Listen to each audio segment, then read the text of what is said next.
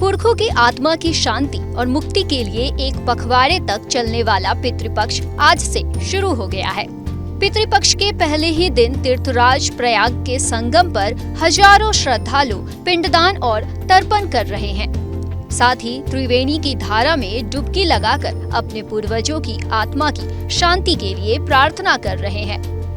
पितृ मुक्ति का प्रथम और मुख्य द्वार कहे जाने की वजह से प्रयाग में पिंडदान का विशेष महत्व है। हिंदू धर्म के मुताबिक पिंडदान की परंपरा सिर्फ प्रयाग, काशी और गया में ही है, लेकिन पितरों के श्राद्ध कर्म की शुरुआत प्रयाग के मुंडन संस्कार से ही शुरू होती है।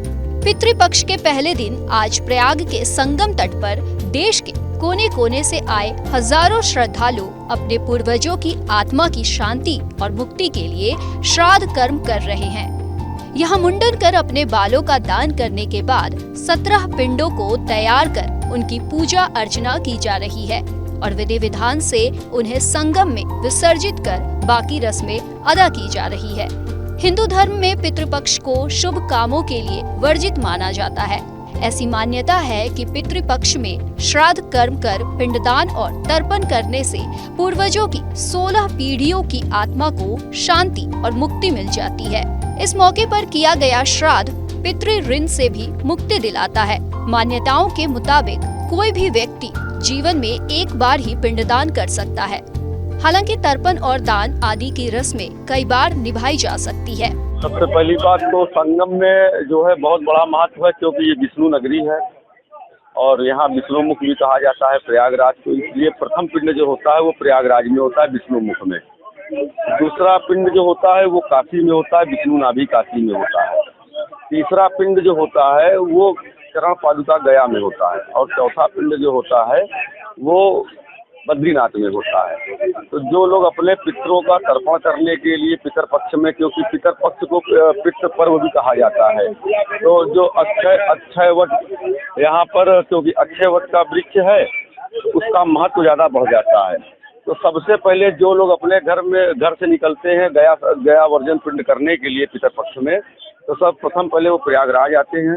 प्रयागराज में आके विष्णु मुख में करते हैं। द्वितीय पिंड जो होता है वो काशी में होता है, विष्णु नाभि काशी में होता है। तृतीय पिंड जो होता है वो गया में होता है। और उसके बाद जब भी अवसर लगता है तो लोग जाके बद्रीनाथ केदारनाथ में भी पिंड करते हैं। जब आप 4 जगह पिंड करेंगे तब आपके पितरों की आत्मा को शांति मिलेगी, मोक्ष मिलेगा। विष्णु मुख प्रयाग, विष्णु नाभि काशी, विष्णु चरण गया, ब्रह्म कपाली बद्रीनाथ, ये हमारे शास्त्रों में वर्णित है। हिंदू धर्म शास्त्रों में मोक्ष यानी मुक्ति के देवता भगवान विष्णु माने जाते हैं।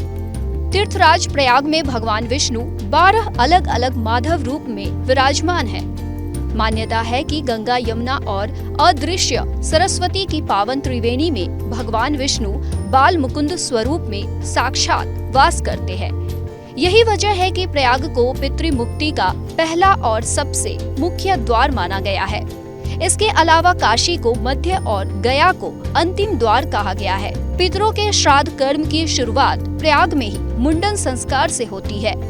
यहाँ मुंडन कर अपने बालों का दान करने के बाद ही तिल, जौ और आटे से बने 17 पिंडों को तैयार कर पूरे विधि विधान के साथ उनकी पूजा अर्चना कर उसे गंगा में विसर्जित करने और संगम में स्नान कर जल का तर्पण किए जाने की परंपरा है।